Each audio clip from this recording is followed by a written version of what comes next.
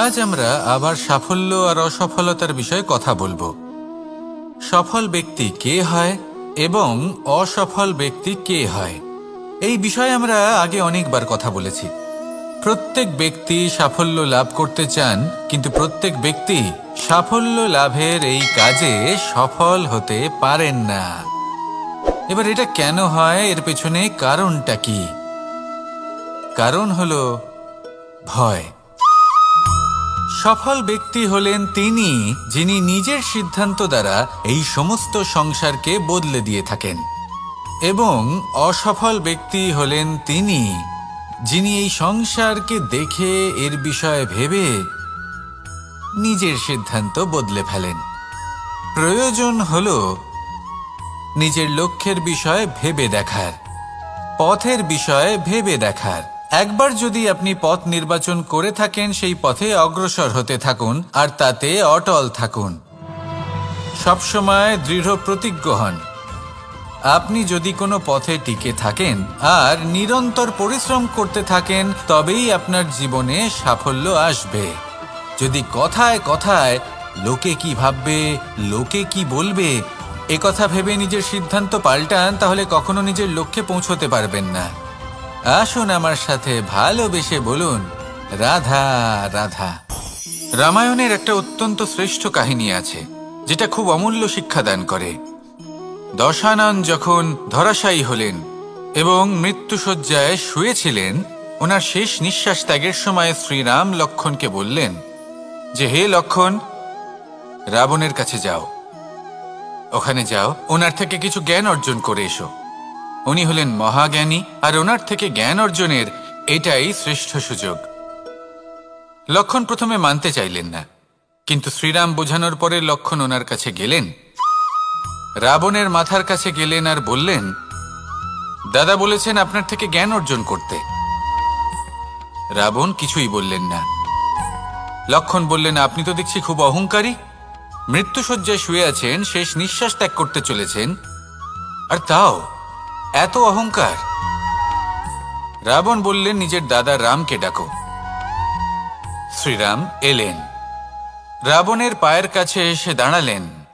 উনি নিজের হাত জোড় করলেন আর বললেন, হে মহাপণ্ডিত রাবণ, আপনি হলেন মহাজ্ঞানী, দয়া করে আমাদের কিছু জ্ঞান প্রদান করুন। রাবণ বিনম্র চিত্তে ওনার কথা শুনলেন, খুব বিনম্র চিত্তে ক্ষমা প্রার্থনাও করলেন, আর এই সংসার একটি অত্যন্ত শ্রেষ্ঠ জ্ঞান লাভ করল।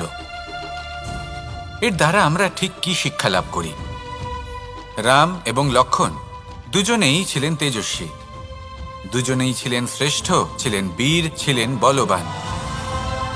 কিন্তু শ্রীরামকে মর্যাদা পুরুষোত্তম বলা হয়ে থাকে, কারণ উনি বীর ছিলেন, সাহসী ছিলেন। তার সাথে একটি অত্যন্ত গুরুত্বপূর্ণ গুণ ছিল, সেই গুণ হলো বিনম্রতা। এটা খুবই শ্রেষ্ঠ একটা গুণ। যদি কেউ আপনাকে কটু কথা শোনায়, তাহলে উত্তরটা আপনি বিনম্রভাবেও দিতে পারেন। এই বিনম্রতা এমন এক আবেগ যেটা দেখে মনে হবে কোমল, কিন্তু এটা ততটাই প্রবল অস্ত্র। এমন একটা অস্ত্র যা সকলকে নিরস্ত্র করে দিতে পারে। যদি আপনি সাহসী হন এবং বিনম্র হন, তাহলে আপনি বিজয়ী হবেন। যদি আপনি জ্ঞানী হন এবং বিনম্র হন, তাহলে আপনি অবশ্যই মহাজ্ঞানী হয়ে উঠবেন। তাই নিজের মনে বিনম্রতা ধরে রাখুন আর ভালোবেসে বলুন, রাধা রাধা।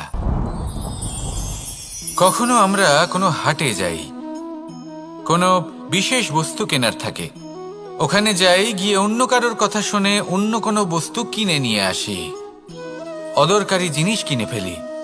তারপর ভাবি যে আমরা এরকম কেন করলাম, এটা আমরা ভুল করলাম, আমার এটা করা উচিত হয়নি, আদি ইত্যাদি। মানুষ যখন জীবনে এমনই সিদ্ধান্ত নিয়ে বসে, এমন নির্বাচন করে, তখন সেই সিদ্ধান্ত নিশ্চিত রূপে তার ভবিষ্যতের জন্য অত্যন্ত গুরুত্বপূর্ণ হয়। কিন্তু যদি আপনি কোনো অনুচিত চয়ন করে ফেলেন, তাহলে মন খারাপ করবেন না, সেই গ্লানিবোধ নিয়ে কষ্ট পাবেন না, সামনে অগ্রসর হতে থাকুন। কারণ এই অনুচিত নির্বাচন আপনাকে উচিতভাবে জীবনযাপনের পথ দেখাতে পারে। এবার যদি আমি আপনাকে বলি যে আপনি আগুনে হাত দিন, সেটা কি আপনি করবেন? করবেন না। কেন?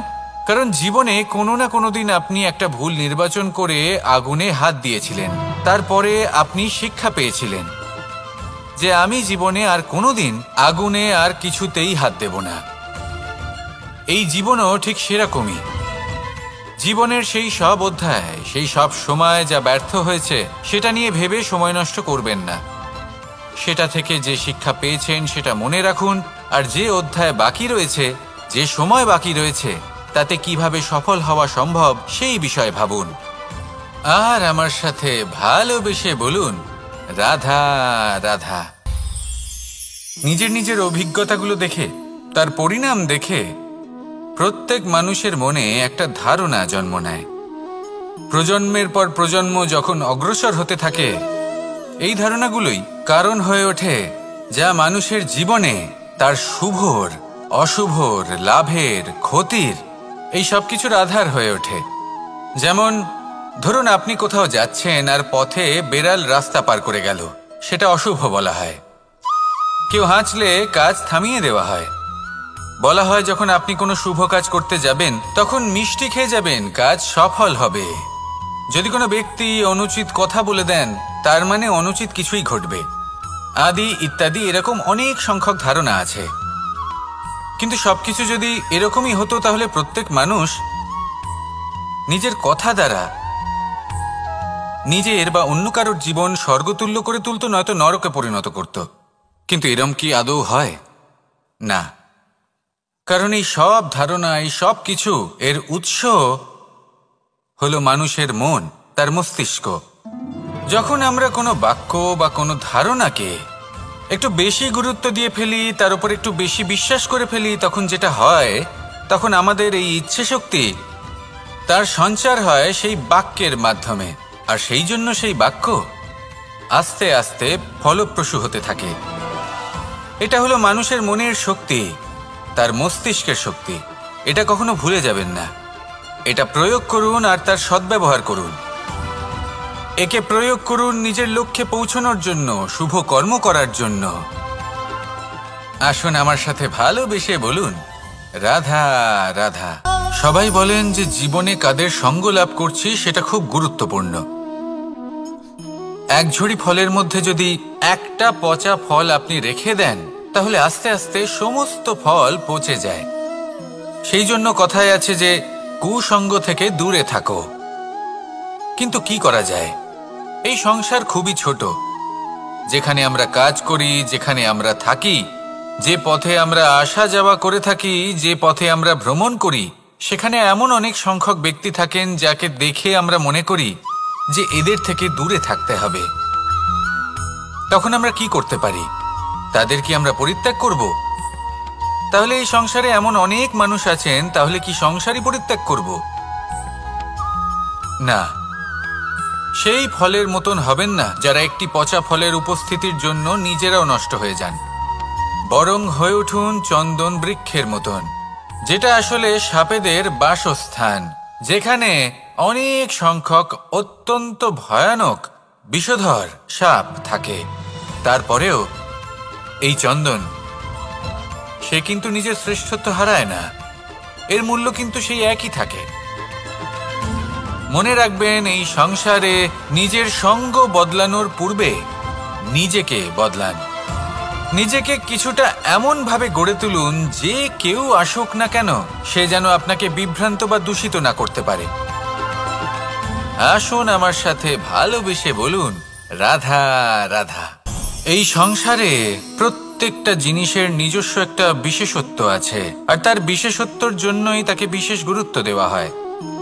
যদি কথা বলি অস্ত্রের, যেমন তরোয়াল। তরোয়াল নির্মাণ করা হয়েছে রক্ষার জন্য। কত তাড়াতাড়ি সে সামনে উপস্থিত শত্রুকে নিধন করতে পারে। এবার এই তরোয়ালের কোন গুণটা দেখা প্রয়োজন? সেটার ধার। সেই বস্তুটি নয় যার মধ্যে এই তরোয়াল রাখা হয়। সেইভাবেই যদি আমি কথা বলি বাণের, তাহলে এটা প্রয়োজনীয় নয় যে সেই বাণ কতটা তীক্ষ্ণ, কতটা বলশালী। এটা দেখা প্রয়োজন যে তার আকারটা কেমন। সে কি বাতাস ভেদ করে নিজের লক্ষ্যে পৌঁছতে পারবে? সেটা বেশি গুরুত্বপূর্ণ, সেই জায়গাটা নয় যেখানে সেই বাণ রাখা হয়। ঠিক সেইভাবে যদি আপনি কোনো মানুষেরই মূল্য বুঝতে চান, তাকে পরখ করে দেখতে চান, তাহলে তার জাতি, তার ধর্ম, তার রূপ, তার আকার, সেগুলো দেখে তাকে পরখ করতে চেষ্টা করবেন না। তাকে পরখ এই সব কিছুর ভিত্তিতে করবেন না। তার স্বভাবটা দেখুন, তার গুণ দেখুন, তার প্রতিভা দেখুন, তার কর্ম দেখুন, কারণ এটাই সেই ব্যক্তির আসল পরিচয়, এটাই হলো তার অস্তিত্ব। যখনই আপনি কোনো নর্তককে শ্রেষ্ঠ নৃত্য প্রদর্শন করতে দেখেন, তখন আপনি কিন্তু এটা ভাবেন না যে সে কোথা থেকে এসেছে, সে কি খায়, ওর বন্ধু বান্ধব কারা। আপনি তার নৃত্য দেখেন, ওর শিল্প দেখেন, সেটারই প্রশংসা করেন, সেটাকেই সম্মান করেন। সেইভাবেই সংসারে সকলকে সম্মান করুন। আর এই সম্মানের আধার হওয়া উচিত তার গুণ, তার স্বভাব, তার কর্ম, তার রূপ আর তার বেশভূষা নয়। আসুন আমার সাথে ভালোবেসে বলুন, রাধা রাধা। এই সংসার বলে যে কৃষ্ণ হলো মহাযোগী, কেউ বলে যে কৃষ্ণ হলো সাংখ্যযোগের প্রবর্তক, কেউ বলে ভক্তিযোগের, কেউ বলে জ্ঞান যোগের, কেউ কেউ এটা মনে করেন যে অষ্টাঙ্গ যোগের প্রভু হলাম আমি। কিন্তু এই যোগ আসলে কি? যোগ বিষয়টাকে বোঝা খুব একটা কঠিন নয়, কিন্তু সেই যোগকে নিজের যাপনের অংশ করে তোলা হলো অত্যন্ত কঠিন, আর তার জন্য প্রয়োজন অভ্যাস। যোগ শব্দটার অর্থ হলো যুক্ত করা, আর এটা আমি ছোটবেলায় শিখেছিলাম। যখন আমার মাখন খেতে ইচ্ছে করত আর মা মাখনের সেই হাঁড়িটা ওপরে টাঙিয়ে রাখতেন, তখন আমরা ভাবতাম যে অত দূরে পৌঁছবো কি করে। তখন আমরা যোগের বিষয়ে জানতে পারলাম, আর তখন জানতে পারলাম যে সবথেকে গুরুত্বপূর্ণ যোগ আসলে কি? সহযোগিতা, সাহায্য। আমরা সব সখারা একসাথে জড়ো হতাম, একে অপরের পিঠের ওপর উঠে দাঁড়াতাম, আর তারপর আমরা ওই মাখনের হাঁড়ির কাছে পৌঁছতে পারতাম, আর তারপর আমরা সবাই মিলে সেই মাখন ভাগ করে খেতাম। সহযোগিতা, এটা অত্যন্ত গুরুত্বপূর্ণ। পাণ্ডবরাও মহাভারতে এটাই করেছিলেন। ওনাদের সাথেও কেউ ছিল না, একে অপরকে সাহায্য করে ওনারা অনেক বীরদের একত্রিত করেছিলেন। তারপর অবশেষে মহাভারতের এই মহাযুদ্ধে ওনারা জয়লাভ করেছিলেন। রামায়ণে রাম এবং লক্ষ্মণের সাথে কেউ ছিল না। সহযোগিতার মাধ্যমে ওনারা ভাল্লুক আর বানর সেনাকে একত্রিত করেছিলেন, আর এই সংসারের সব থেকে প্রবল রাক্ষস রাবণকে বধ করেছিলেন।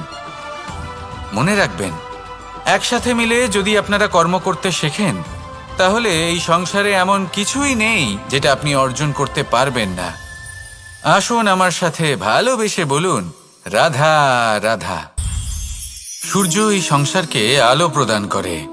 সূর্যের মনে যদি নিজের তেজের জন্য অহংকার জন্ম নেয়, তখন তার অহংকার ভঙ্গ করে মেঘ। সূর্যের আলো পূর্ণরূপে ঢেকে দেয়। মেঘের মনে যদি নিজের গতি নিয়ে অহংবোধ জন্ম নেয়, তাহলে মেঘের অহংকার ভঙ্গ করে পর্বত, মেঘের গতি অবরুদ্ধ করে দেয়।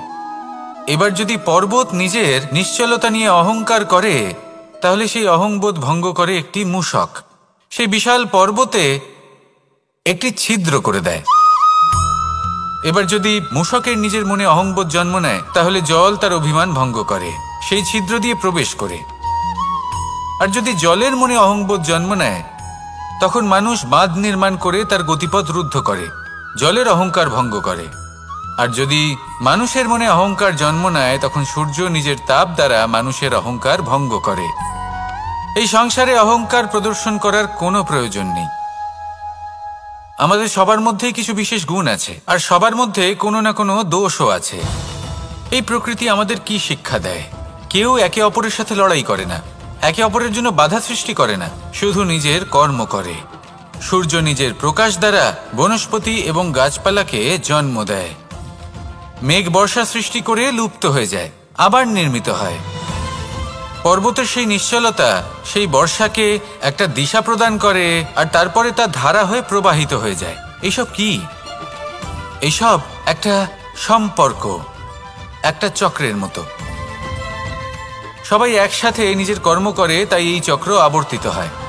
এটা আমাদেরও করতে হবে, একসাথে মিলে কাজ করতে হবে। কারোর জন্য বাধা হয়ে উঠলে হবে না, কাউকে ছোট মনে করলে হবে না। এটাই করতে থাকুন, সবাই মিলেমিশে কর্ম করুন। প্রকৃতি আমাদের এই শিক্ষাই দেয়। আসুন আমার সাথে ভালোবেসে বলুন, রাধা রাধা।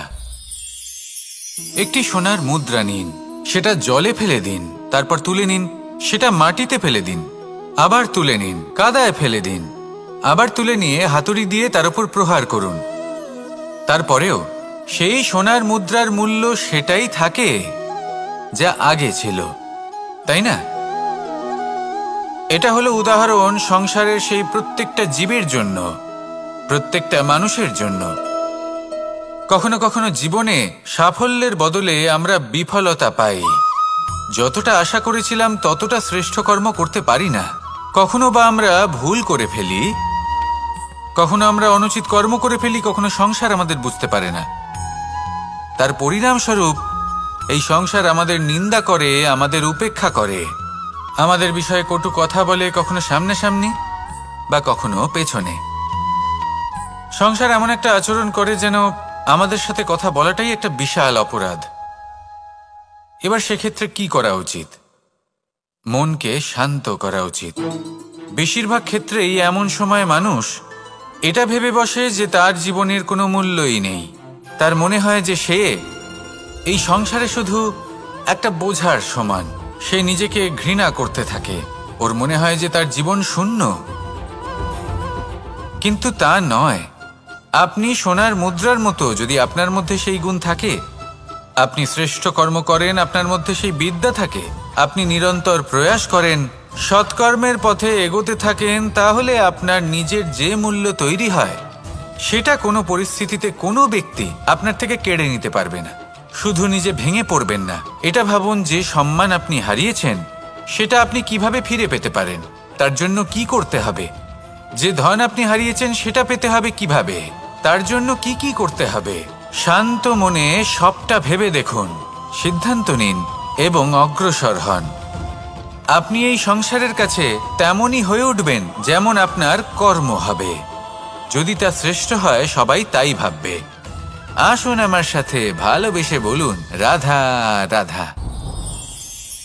মানুষ যখনই কোনো পর্বতারোহণ করতে শুরু করে তখন সে বারবার পড়ে যায়, বারবার উঠে দাঁড়ায়, সামনে এগোতে চেষ্টা করে। কিন্তু যদি সে দৃঢ় নিশ্চয় করে থাকে তাহলে সে অবশেষে সেই পর্বতের শিখরে পৌঁছেই যায়। চলার পথে যদি বড় কোনো পাথর চলে আসে বা পর্বতের কোনো বড় অংশ সামনে আসে তাহলে সে তার সাথে ধাক্কা খায় না, সে পথ বদলে নেয়। কিন্তু বাধা তাকে সবসময় পেতেই হয়, আর সেই বাধা সে পায় ছোট ছোট পাথরের দ্বারা। তাদের উপর পা পড়লে তার পা পিছলে যায় আর সে পড়ে যায়। এই ছোট ছোট পাথর হলো আমাদের জীবনের সেই ছোট ছোট সমস্যা, সেই ছোট ছোট ভুলগুলো যেগুলো আমরা অবজ্ঞা করতে থাকি। আমরা ভাবি এর দ্বারা কি বা ক্ষতি হবে, কিন্তু সেগুলোই অনেক সময় আমাদের অসফলতার কারণ হয়ে দাঁড়ায়। যত তাড়াতাড়ি সম্ভব এই ছোট ছোট পাথরগুলিকে জীবন থেকে তুলে ফেলে দিন। ভুল হওয়াটা স্বাভাবিক, কিন্তু তার মানে এই নয় যে বারবার সেই ভুলের পুনরাবৃত্তি ঘটবে। ভুলটা বুঝুন, সেটা স্বীকার করুন আর সেটা শুধরে নিন। যখন আপনি এটা করতে শিখবেন তখনই খুব তাড়াতাড়ি আপনি সেই শিখরে পৌঁছতে পারবেন। আর যখন পৌঁছে যাবেন তখন এই মন প্রসন্ন হয়ে বলবে, রাধা রাধা। আপনি কখনো পলাশ ফুল দেখেছেন? কি সুন্দর দেখতে, লাল রক্তবর্ণ, উজ্জ্বল, কিন্তু এতে কোনো সুগন্ধ নেই। সেই জন্য ওকে শুধু চোখ ভরে দেখতে ইচ্ছে করে। দেখবেন তাকে কিন্তু পুজোতে ব্যবহার করা হয় না, এই ফুল দিয়ে মালা বানানো হয় না। সেরকমই আমাদের জীবনে এমন অনেক ব্যক্তি রয়েছেন যাদেরকে সম্মান অর্জন করতে হয়। যদি আপনি কোনো উচ্চ বংশে জন্ম নিয়ে থাকেন এবং আপনার কাছে সবকিছু থাকে, ধন ঐশ্বর্য থাকে, সবকিছু আপনি আগে থেকেই পেয়ে গেছেন, তাও কিন্তু এই সংসার আপনাকে সম্মান দেবে না। ততক্ষণ পর্যন্ত দেবে না যতক্ষণ না আপনি নিজের অন্তরে গুণ জাগ্রত করছেন, শ্রেষ্ঠ কর্ম করছেন, নিজের অন্তরে ইতিবাচক মনোভাবের এই সুবাস জাগ্রত করছেন। যদি এসব কিছু করেন তাহলেই এই সংসার আপনাকে সম্মান দেবে। এবার এটা আপনার ওপরে নির্ভরশীল যে আপনি কি পলাশ ফুলের মতো হতে চান, নাকি অন্য কোনো ফুল হয়ে উঠতে চান যার সুবাস আছে, যে নিজের সুবাস এই সারা পৃথিবীতে ছড়িয়ে দেয়। আসুন আমার সাথে ভালোবেসে বলুন, রাধা রাধা। এই সংসারে একটা শব্দ আছে যার বিষয়ে মানুষ অত্যাধিক চিন্তা ভাবনা করে, আর সেই শব্দ হলো অস্তিত্ব, পরিচয়। প্রত্যেক ব্যক্তি এই সংসারে নিজের অস্তিত্ব গড়তে চায়, আর ছোট থেকে এটাই হয়। যখন আমরা শ্রেণীকক্ষে যাই, পড়তে যাই, তখন আমরা এটাই ভাবি যে আমরা নিজেদের অস্তিত্ব গড়ব, সুনাম অর্জন করব। সকল ব্যক্তি যাতে এটাই বলে যে এই হলো সর্বশ্রেষ্ঠ ছাত্র, আর এটাই আমাদের পরিচয়। কার্যক্ষেত্রেও আমরা ঠিক এটাই চেষ্টা করি, পরিশ্রম করতে থাকি এবং ভবিষ্যতে গিয়ে আমরা নিজেদের পরিচয় খুঁজে পাই। পরিচয়ের সাথে সাফল্য আসে, আর সাফল্যের সাথে আসে অস্তিত্ব। আর যখন এই দুটি সংযুক্ত হয়, তখন মানুষ অসফলতার কথা ভেবে ভয়ভীত হয়ে পড়ে, আর এটা ভাবতে থাকে যে যদি আমি অসফল হই তাহলে সেই পরিচিতির কি হবে, সেই নামের কি হবে, সেই সব কিছু যে আমি অর্জন করেছি তার কি হবে। সে ভয়ভীত হয়ে পড়ে, আর এই ভয়ের কারণে তার বিকাশ কোথাও না কোথাও অবরুদ্ধ হয়। সে শ্রেষ্ঠ কর্ম করা বন্ধ করে দেয় এবং শুধু এই সুরক্ষিত থাকতে চেষ্টা করে। আর অসফল হলে তাতে ভয় পাওয়ার কোনো প্রয়োজন নেই, কারণ যখন আপনি সফল হন তখন এই সাফল্য আপনার পরিচয় এই সংসারের সাথে করায়।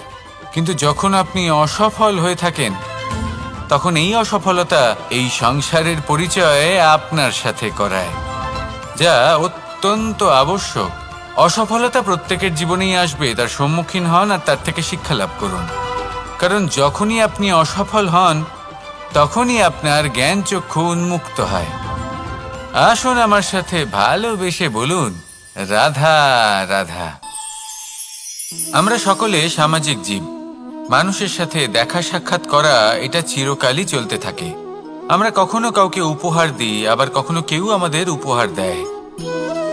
কখনো কি এমন হয়েছে যে আপনি কাউকে একটা উপহার দিয়েছেন, কিছু সময় পরে বা কিছু মাস পরে সেই উপহারই ঘুরে ফিরে আপনার কাছেই এসেছে, অর্থাৎ সেই বস্তুটাই আপনার কাছে আবার ফিরে এলো? এরকম হয়। ছেলেবেলায় একদিন একজনের বিবাহ ছিল, তখন মা তাকে একটা উপহার দিতে চাইছিলেন, তাই তিনি একটা পোশাক বানালেন আর সেটাকে সুসজ্জিত করছিলেন। আমি দেখলাম আর জিজ্ঞেস করলাম যে মা, এই পোশাক এত সুসজ্জিত করার কি আছে? তখন মা বললেন যে কানাই, কখনো কাউকে এমনই উপহার দেবে, এমন প্রকারে দেবে যে সেটা যদি আবার ঘুরে ফিরে তোমার কাছে ফিরে আসে তাহলে যেন তোমার খারাপ না লাগে। এটাই কিন্তু হয় আমাদের ব্যবহারের সাথে, কর্মের সাথেও এবং আমাদের কথার সাথেও।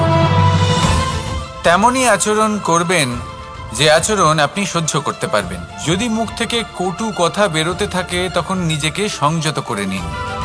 সেই শব্দই প্রয়োগ করুন যেটা আপনি তার বদলে শুনতে চাইবেন এবং আপনার দুঃখও হবে না।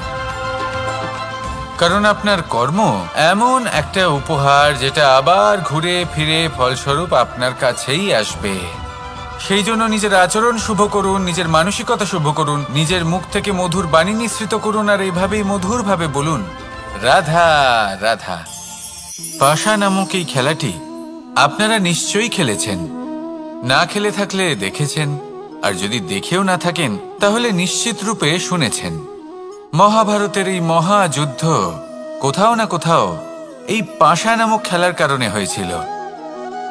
পাশার এই বিচিত্র খেলা, দান, এইসবের কারণে কেউ নিজের মাথায় রাজ মুকুট পরিধান করেছিলেন, আবার সেখানে পরাজিত হওয়ার জন্য কাউকে বনবাসও ভোগ করতে হয়েছিল। কিন্তু এই খেলা সমাপ্ত হওয়ার পরে সমস্ত ঘুঁটি আর এই পাশার ছক একই পুটলিতে স্থান পেল।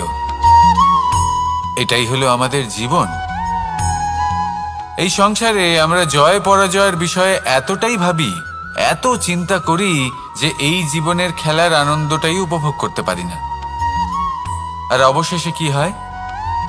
কেউ জয়ী হন, কেউ পরাজিত হন, কিন্তু দুজনেই একই স্থানে পৌঁছে যান।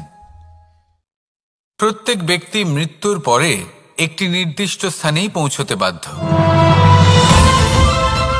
কিন্তু ততক্ষণ এই জীবন, এই খেলা, তার আনন্দ উপভোগ করুন।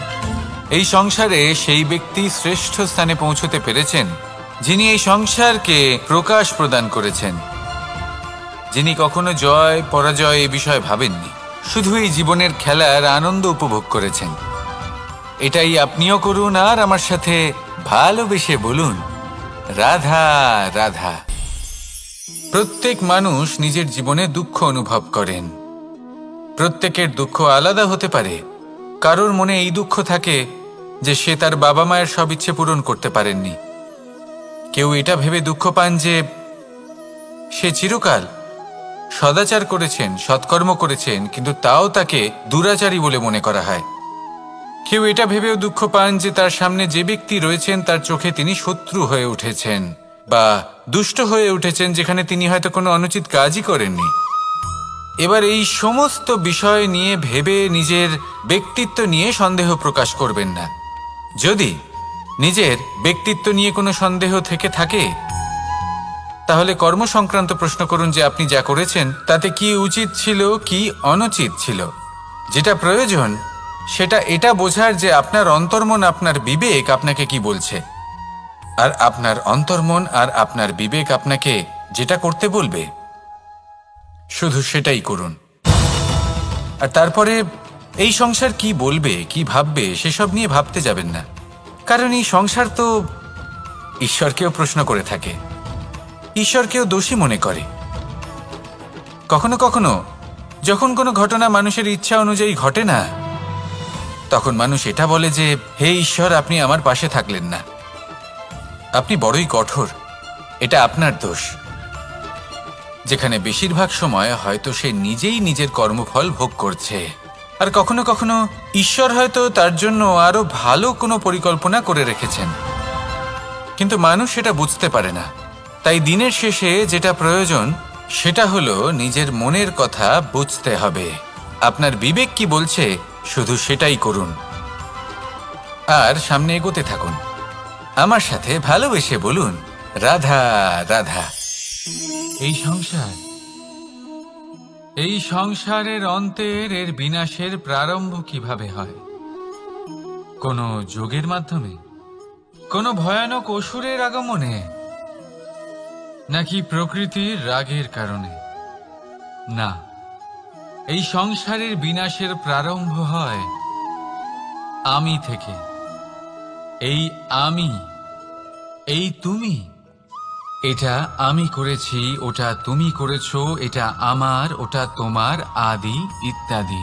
এই ভাব যখন মনে বাসা বেঁধে নেয়, সর্বপ্রথম ঘর ভাগ হয়, তারপর বসতি, তারপর প্রাণ, আর তারপর দেশ, আর সবার শেষে সমস্ত সংসার ভাগ হয়ে যায়। আর এই ভাগ হয়ে যাওয়া শেষে মনোমালিন্যে পরিণত হয়। এখন এমত অবস্থায় কি করা যেতে পারে? কিভাবে বাঁচা যায় এই পরিস্থিতির থেকে? কিভাবে দূরে থাকা যায় এই বিনাশের থেকে? উত্তর সেই একটাই, করুণা। একে অপরের দরকারগুলি বুঝুন, একে অপরের সমস্যাগুলি বুঝুন, একে অপরের দুঃখের সাথী হয়ে দাঁড়ান, একে অপরের সুখের ভাগীদার হন। আর শেষে যখন এই আমি আমরাতে পরিণত হবে, তখন এই বিনাশ নিজে থেকেই দূরে চলে যাবে। তাহলে আমরাতে বিশ্বাস করতে শিখুন আর আমার সাথে ভালোবেসে বলুন, রাধা রাধা। এই মুদ্রা, এবারে ভাবুন এটাই আমাদের জীবন, জীবনের সুখ আর দুঃখ এই মুদ্রার, এই জীবনের দুটি দিক। কিন্তু যখনই আমরা ঈশ্বরের কাছে প্রার্থনা করি তখনই আমরা সুখ চাই, আর সেই সুখ আসেও। আর যখনই সেই সুখ আসে তখন ব্যক্তি সর্বপ্রথম তাকে ভুলে যায় যে দুঃখের সময় ওনার সাথে ছিলেন। আর এমত অবস্থায় উনি সাহায্য করেন না, উনি করেন উপকার। আর এই উপকারের বদলে মানুষের থেকে উনি নিজের জন্য শ্রদ্ধা চান। আর সেই শ্রদ্ধা, সেই চাহিদার কারণে উনি নিজেকে অন্যদের থেকে শ্রেষ্ঠ, অন্যদের থেকে ভিন্ন মনে করতে বিবশ হয়ে যান। আর আলাদা হবার কারণে তার মধ্যে জেগে ওঠে অহংকার, আর সেটাই হয় তার পতনের কারণ। এবার এতে কি করা যেতে পারে, কি চাওয়া যেতে পারে ঈশ্বরের কাছে? এই প্রশ্ন অবশ্যই মনে আসে। ঈশ্বরের কাছে চান সুখ, শুধুমাত্র ততটাই যাতে অহংকার না আসে, আর দুঃখ ততটাই যাতে শ্রদ্ধা না চলে যায়। রাধা রাধা। এই সংসারে এমন কিছুই নেই যে সব সময় একই থাকবে। যা কিছু নির্মাণ হয়েছে তা একদিন অবশ্যই ভেঙে পড়বে, কিন্তু এই ভেঙে যাওয়ার বিশ্লেষণ আপনি কিভাবে করবেন তা আপনার উপরে নির্ভর করছে।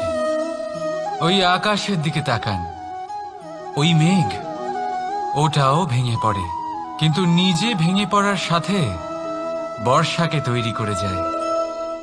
মাটির ডেলা অবশ্যই ভেঙে পড়ে, কিন্তু ব্যবহারযোগ্য মাটির রূপ নিয়ে। এই ধরিত্রীর বুকে কোনো এক বীজ যখন ভেঙে পড়ে তখন ধরিত্রীর উপর এক বিশাল আকারের বৃক্ষ নির্মাণ করে। যদি জীবনে কিছু ভেঙে পড়ে তাহলে নিরাশ হয়ে পড়বেন না, নিজের সাহস হারাবেন না, ধনাত্মক দৃষ্টিভঙ্গি দিয়ে দেখতে চেষ্টা করুন। মনে করুন নিয়তি নিশ্চয়ই আপনার জন্য আরো ভালো কিছু ভেবে রেখেছে, যা ভবিষ্যতে আপনার প্রতীক্ষা করছে। ধনাত্মক চিন্তা ভাবনা করতে থাকুন, তারপর দেখবেন শ্রেষ্ঠ রচনা নিজেই তৈরি হবে। রাধা রাধা।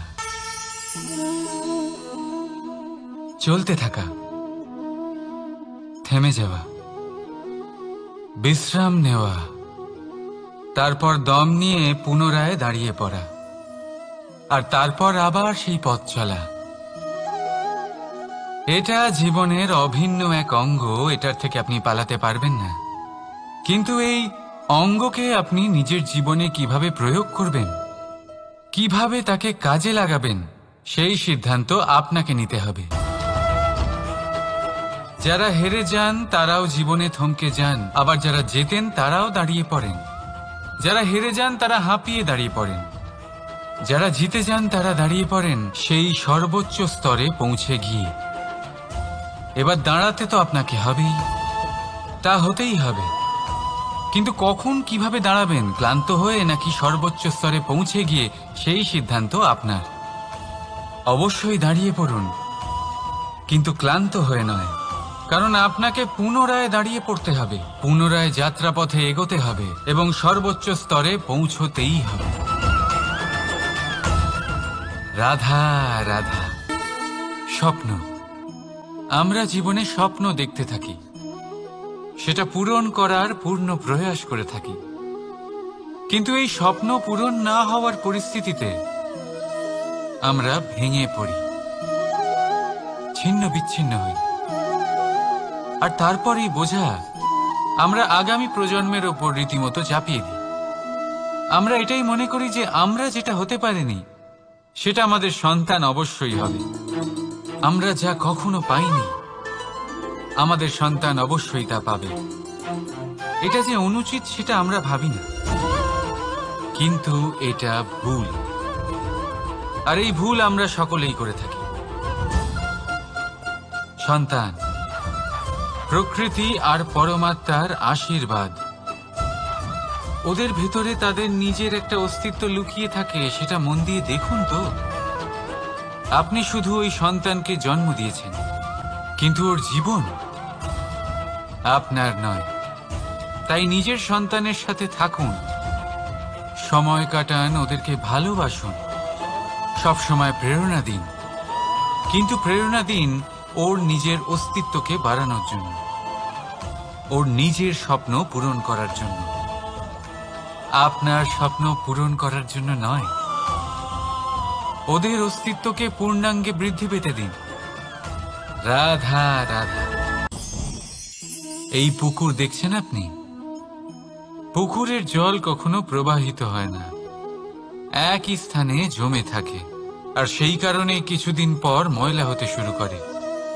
কিন্তু তাও আমরা একে ত্যাগ করি না, আমরা তবুও একে পুজো করি। শুধুমাত্র এই কারণে নয় যে অতীতে সে আমাদের তৃষ্ণা মিটিয়েছে, কিন্তু এই কারণেও যে যদিও বা সে ভবিষ্যতে আমাদের তৃষ্ণা না মেটায়, কিন্তু প্রয়োজন হলে আগুন অবশ্যই নেভাতে পারে। ঠিক সেই রকমই হয় আমাদের সম্পর্ক, সম্পর্ক যা আমরা বহু বছর পরিশ্রম করে তৈরি করি, যে দরকার পড়লে আমাদের সহায়ক হয় কোনো না কোনোভাবে। সেই জন্য সম্মান করতে শিখুন এই সম্পর্কগুলিকে, শিখুন এই সম্পর্কগুলিকে অটুট রাখতে। কথায় কথায় এই সম্পর্কগুলিকে ভেঙে দিতে শিখবেন না। রাধা রাধা। বিষ, এই শব্দটা শুনলেই মনে অনেক কল্পনা জন্ম নেয়। কল্পনা অসহ্যকর তিক্ততা, কল্পনা অত্যন্ত বেদনাদায়ক মৃত্যু। এবার যদি আপনাকে জিজ্ঞেস করা হয় যে সবচেয়ে বিষাক্ত বিষ কোনটা, তাহলে আপনি কি বলবেন? কেউ বলবে সর্পের বিষ, কেউ বলবে কাঁকড়া বিছের, কেউ বলবে কালকিউটের বিষ। কিন্তু না, এই সমস্ত রকম বিষ সেই বিষের সামনে টিকতে পারবে না যাকে আমরা বলে থাকি কানের মধ্যে ঢালা বিষ। শুনতে অত্যন্ত মিষ্টি, কিন্তু তিক্ততায় অত্যন্ত বিষাক্ত। পেটের মধ্যে যাওয়া এই বিষ শুধুমাত্র একটি মানুষের মৃত্যুর কারণ হয়, কেবল একটি। কিন্তু কানের মধ্যে ঢালা এই বিষ একাধিক সম্পর্কের নাশ করতে পারে। আর এটাতে সেই ব্যক্তির ভুল নেই যে আপনার কানে বিষ ভরেছে, আপনি তাকে দোষ দিতে পারেন না। এখানে দোষ আপনার নিজের, যে এই বিষকে আপনি নিজের উপরে প্রভাব ফেলতে দিয়েছেন, এই বিষকে সুযোগ দিয়েছেন আপনার ক্ষতি করতে। এটা আপনার ভুল। সেই জন্য কুমন্ত্রণায় কখনো কান দেবেন না। আপনার মনে ভালোবাসার দৃঢ়তা জাগিয়ে তুলুন আর নষ্ট করে দিন এই সংসারের সমস্ত বিষের প্রভাবকে। রাধা রাধা। জীবন, আমাদের এই জীবন সুখ আর দুঃখ, এই দুইয়ের মিশ্রণ। এদের সংমিশ্রণই জীবনের ভারসাম্য বজায় রাখে। এখন এই সুখ, সুখ এমন এক বস্তু যাকে সবাই খুঁজে চলেছে। দুঃখ এমন এক অনুভূতি যা সবার কাছে আছে। আমাদের প্রত্যেকের জীবনে সুখ আর দুঃখ আসতে থাকবে আর যেতেও থাকবে, এটা অবশ্যই জীবনে থাকবে। কিন্তু সফলতা, এটা সবার জীবনে আসে না। কেন? কারণ এই সফলতা সুখ আর দুঃখের দ্বারা প্রাপ্ত হয় না। সফলতা প্রাপ্ত হয় নিজের উপরে বিশ্বাস করতে থাকলে। আকাশের ওই সূর্যকে দেখুন, সূর্যের বিশ্বাস আছে নিজের উপর যে সে সমস্ত জগৎকে আলোকিত করতে পারবে, নিজের প্রথম রশ্মি দিয়ে অন্ধকারকে দূর করতে পারবে। সূর্য এই বিশ্বাস নিয়েই আসে আর কিছুক্ষণের মধ্যেই সমস্ত সংসার থেকে অন্ধকারকে বিনাশ করে ফেলে সে। তাহলে মনে রাখবেন, এই সুখের আভাস, এই দুঃখের অনুভূতি আসতেও থাকবে আর যেতেও থাকবে। শুধু নিজের উপরে বিশ্বাস রাখুন, তারপর দেখবেন এই সফলতা আপনার দাস হয়ে থাকবে। রাধা রাধা।